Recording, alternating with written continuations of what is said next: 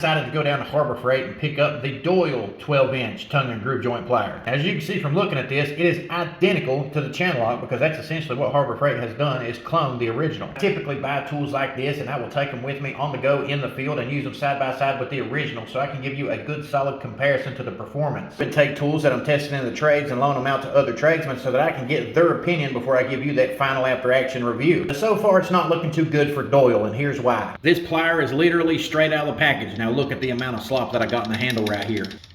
Compare that to CHANNELLOCK. Here's the amount of slop going from left to right.